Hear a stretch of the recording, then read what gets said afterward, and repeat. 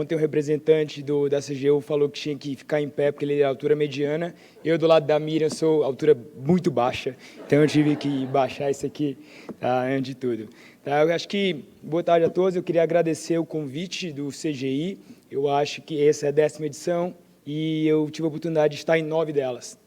Eu lembro que na primeira edição nós éramos 2 fileiras e pode ter certeza, se não fosse, provavelmente, se não fosse o seminário CGI, eu não estaria atuando com proteção de dados hoje.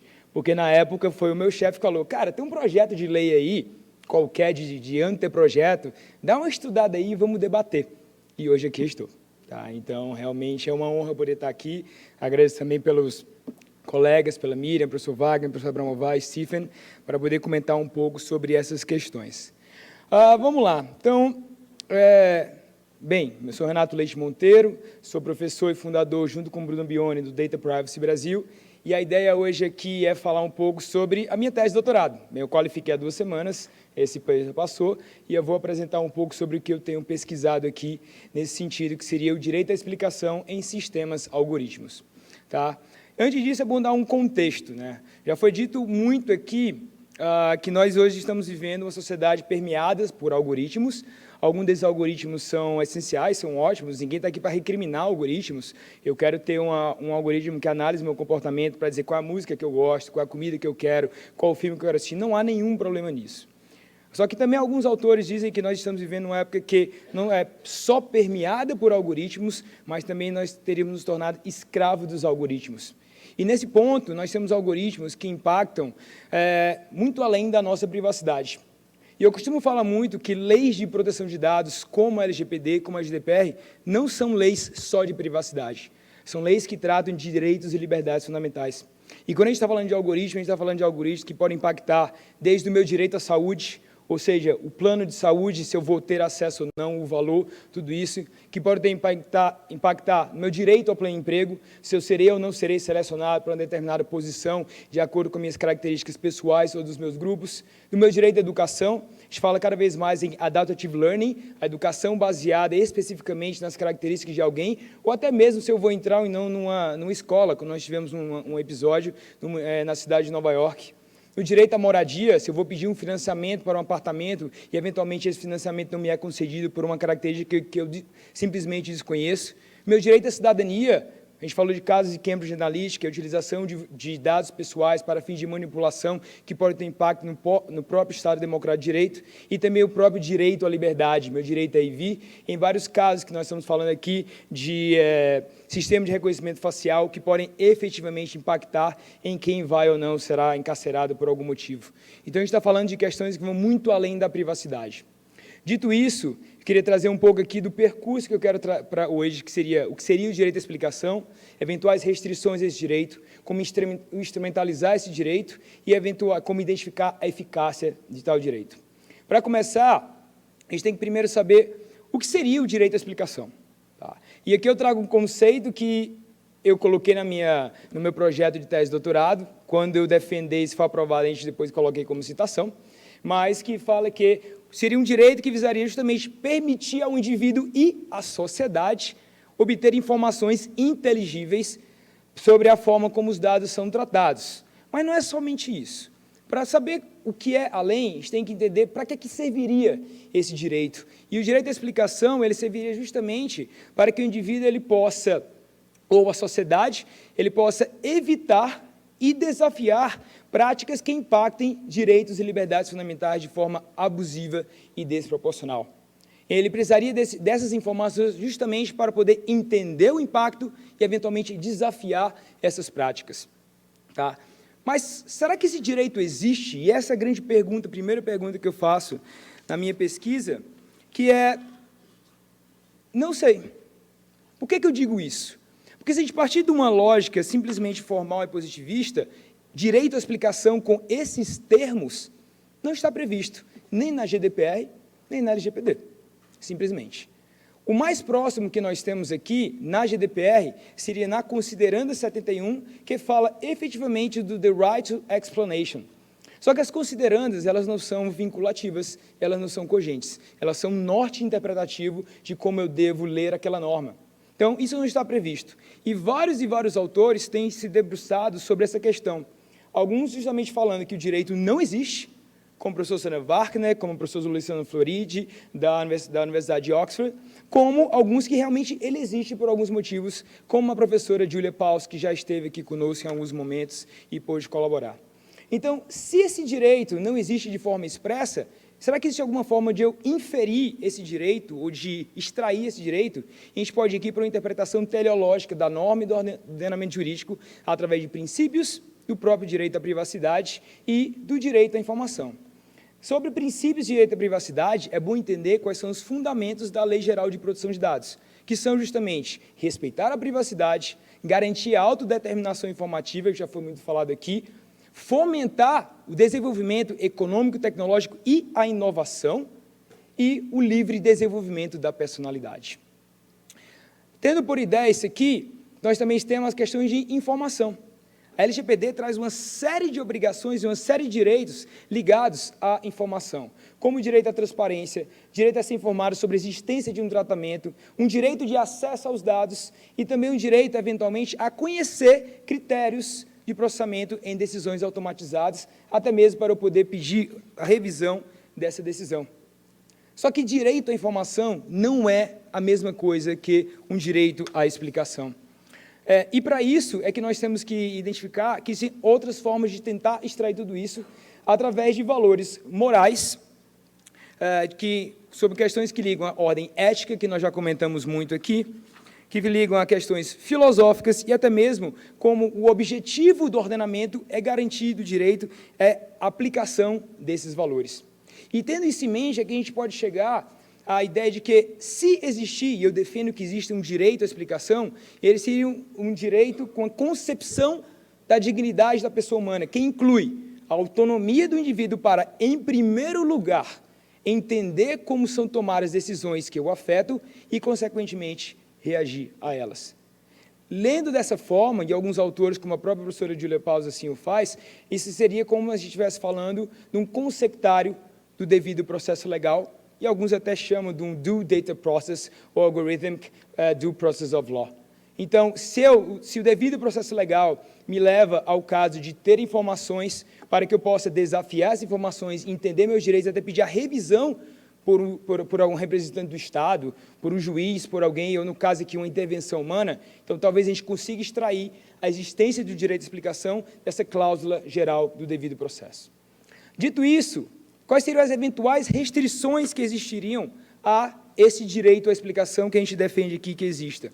Primeiro, existem restrições que são impostas pela própria legislação, como, por exemplo, os ligados aqui a segredos de negócio, propriedade intelectual e o próprio conceito de dado pessoal. E aqui eu trago alguns números interessantes. Quando a gente fala de segredo de negócio, a gente fala de algoritmos, realmente tem um impacto muito grande, isso é núcleo essencial de várias plataformas, de várias empresas, de vários modelos de negócio. Sempre que eu vou tentar desvendar a caixa preta, eu teria a limitação que seria o segredo de negócio ou até mesmo a propriedade intelectual. O termo segredo de negócio, na GDPR, que tem 99 artigos, é muito mais descritiva do que a lei brasileira, aparece uma vez. Claro, esse direito é mencionado como direito de terceiros, só que, curiosamente, na nossa lei, com 65 artigos, muito menos descritivo, esse mesmo termo, segredo de negócio, aparece 13 vezes. Então, nós temos que direitos e liberdades fundamentais, em um caso concreto, terão que ser balanceados pelo menos 13 situações distintas dentro da nossa lei, o que deve prevalecer e o que não deve prevalecer. E o próprio conceito de dado pessoal, que todo mundo lembra que a nossa lei diz que dado pessoal é uma informação relacionada a uma pessoa identificada ou identificável. Só que existem situações que não necessariamente remetem a uma pessoa identificada ou identificável, como inferências, conclusões, informações sobre alguém que eu extraio. E essa que é a essência do que a gente chama de Data Analytics, de inteligência artificial e outras questões. Eu extraio informações de um indivíduo em determinado contexto, que se não fossem esses processos automáticos de decisão, eu não conseguiria o fazer, e muitas vezes não entendo como isso acontece.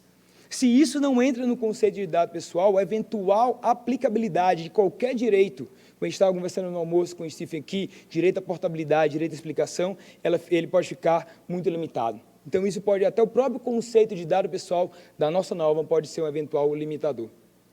Um outro seria a própria complexidade dos sistemas algorítmicos. Tá? Aqui, e o bom de ser um dos últimos a falar, porque muitos já falam, você não precisa repetir muito do que já foi dito, nós temos que sistemas de inteligência artificial, de machine learning, muitas vezes têm uma opacidade quase que inerente, como alguns autores mediram.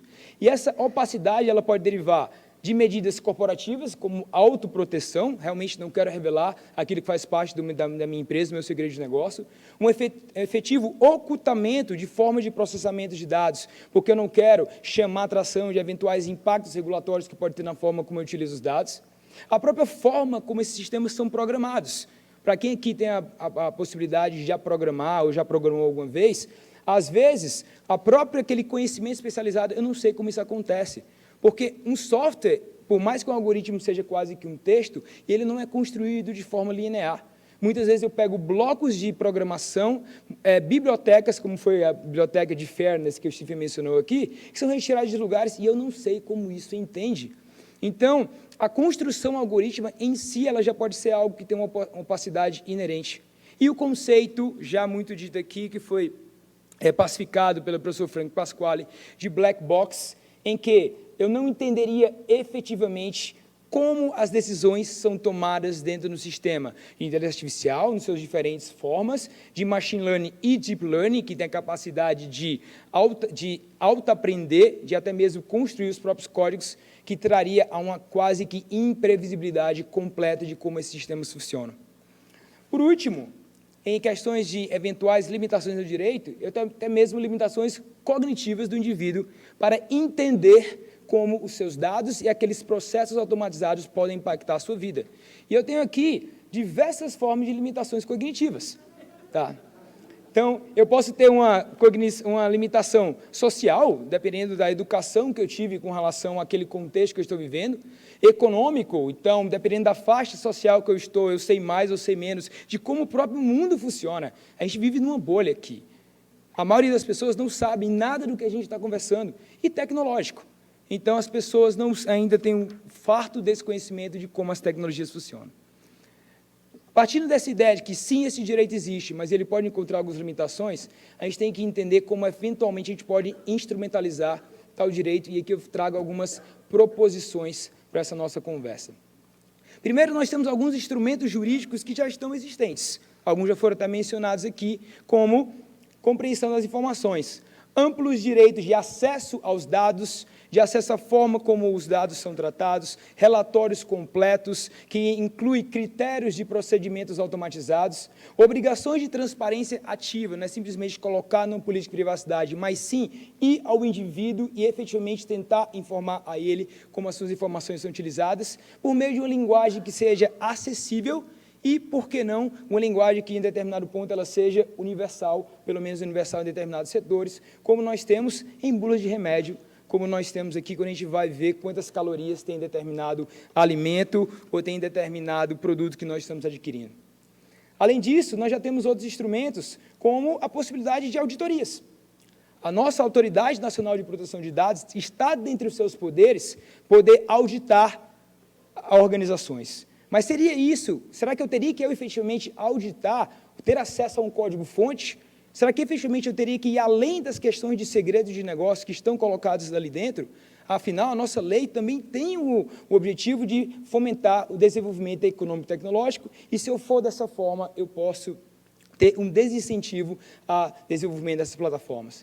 Relatórios de impacto, como relatórios de impacto à proteção de dados pessoais ou relatório de legítimo interesse, como foi muito mencionado ontem pelo CAF, que traz testes de balanceamento para entender o impacto que o uso dos dados pessoais podem ter nos indivíduos e práticas de accountability, como Enes falaram aqui, como esquemas de certificação, selos que são colocados, a própria Miriam comentou um pouco isso, aos sistemas algoritmos e códigos de conduta setoriais que podem incluir questões como fairness, padrões éticos, valores morais, entre outros, de como sistemas automatizados, algoritmos, eles podem e deveriam funcionar.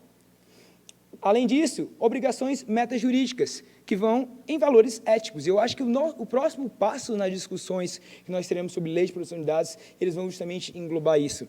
Quais seriam aqui questões de padrões que seriam, eventualmente, normas sociais de comportamento desejadas, que podem ser estabelecidas dentro de um contexto de produção de dados, tanto por uma autoridade, pela própria sociedade, como terceiro setor, academia, especialistas que podem, efetivamente, colaborar nisso. Ter ideia como isso pode impactar. O Zanata pesquisa muito sobre como é que seria a teorias de dano aos titulares, que seria ligado aqui na questão de harm, o dano que próprios algoritmos, e não só violações de direitos, podem ter a determinado indivíduo, a determinada coletividade, e levar em consideração que ser transparente pode, e provavelmente o fará, melhorar em muitos aspectos reputacionais de determinada organização. E de próprio design. E nós já temos aqui algumas questões de design que estão colocadas na nossa lei, como o Privacy by Design, que agora viram obrigação. Só que o próprio Privacy by Design ele pode encontrar limitações, e eu apenas vou entender quais são os inputs para verificar os outputs de determinado sistema, e isso pode não ser o suficiente. E aí entra novos conceitos aqui, como de Explainability by Design. O que é que significa esse palavrão? Que sistemas, ao serem desenvolvidos, não só tem que levar em consideração como obedecer a regras de privacidade, proteção de dados, padrões éticos e morais, mas que eles possam, dentro de determinado contexto, determinada audiência, ser entendíveis. Eles teriam que ser desenvolvidos de forma que, no contexto que eles tiverem, a audiência e a sociedade possam entender como isso é feito. E, por último, também, a questão de inferências razoáveis, que aqui é uma teoria que tem sido desenvolvida novamente pela professora Sana Wagner, pelo professor Luciano Fleury, do Oxford Internet Institute, que, quando a gente está falando de dados pessoais, já entreguei, pode encontrar uma limitação. Será que já não estaria no momento de ter uma regulamentação para que eu pudesse efetivamente controlar de que forma eu posso ser percebido, ser visualizado por um sistema algoritmo? Então, o que é que eu vou concluir que o Bruno Bione, porque a família dele é da Itália, ele vai torcer Palmeiras? Será que ele não poderia determinar quais seriam os limites? Que inferências um sistema poderia ter sobre ele, de acordo com as características que esse sistema consegue coletar dele? Só que isso poderia ter um impacto na própria forma de desenvolvimento dos sistemas, em próprio Data Analytics, uma vez que Data Analytics é justamente de extrair inferências, extrair conclusões que ninguém mais conseguiria se não fosse aquela forma que a gente não entende como esses sistemas funcionam. Bem, se eu tenho essas questões, existem possíveis soluções de como eu medir a eficácia desse direito. E aqui eu coloco algumas que realmente são puras proposições que eu deixo aqui para o debate. Da mesma forma aqui que nós temos no legítimo interesse um teste de fases, como o CAF muito bem mencionou, 4 fases distintas para verificar se eu posso ou não posso passar em um teste de legítimo interesse. A proposição aqui é um teste de fase para verificar se algum algoritmo ele está justo ou não e se a informação que está sendo repassada, como ele está sendo explicado, ele é suficiente. Testes que levam em consideração, por exemplo, qual é a base legal utilizada, que vai incluir outros testes. Testes que levam em consideração a percepção cognitiva da audiência para quem aquele processo automatizado está direcionada. E aí nós podemos incluir conceitos do direito como do homem médio, ou homem médio contextual, ou como alguns autores falam de um agente representativo, de que eu tenho que desenvolver um sistema em cima de tudo aquilo. Questões de design, que já foi mencionado aqui, relatórios de impacto e validações externas que podem ser feitos pelo terceiro setor, pela própria sociedade. E, por último, aqui, o desenvolvimento de novos tipos de relatório de impactos, que aqui poderiam ser chamados de relatórios de impacto algoritmo, que levariam em consideração esses relatórios de impacto, padrões éticos, morais, de justiça, fairness, padrões de autodeterminação informacional, de livre desenvolvimento da personalidade, como efetivamente esse sistema poderia impactar não só na privacidade, mas em direitos e liberdades fundamentais, e se eventualmente a conclusão que eu chegar no desenvolvimento desse relatório, ele for de que existe um alto risco a esses direitos e liberdades fundamentais, pegar aqui uma eventual obrigação que existe na GDPR e não tem na nossa, que é eu teria que pedir autorização prévia a uma autoridade nacional de proteção de dados para poder processar dados pessoais naquele contexto. Daqui, a gente pode extrair aqui uma frase em que seria necessário, portanto, uma caixa de ferramentas, Não haverá, isso não será atingido através de algo único. É necessário uma combinação de regulação com educação e uma sensibilização daqueles que têm poderes a desenhar esses códigos, esses processos automatizados. E aqui, só para finalizar, eu chego à minha conclusão. Esse trabalho aqui ele foi iniciado com uma pesquisa que foi feita com o Instituto de Igarapé, com a Luísa, que esteve aqui, em que existem essas primeiras questões, elas foram levantadas. E essas questões precisam ser colocadas à mesa e discutidas em fóruns como esse, com autoridade de diferentes stakeholders, porque, como fala Harari, ainda haveria tempo para poder fazer tudo isso. Porque se a gente não fizer essas questões agora, desenvolver esses instrumentos de relatório de impacto, pode ser que isso seja tarde demais. E aqui eu deixo meus contatos para a gente poder continuar a discussão, mas pegando um pouco aqui da deixa do Bruno Bione, haveria aqui um legítimo interesse para a gente poder falar um pouco do próprio Data Privacy Brasil.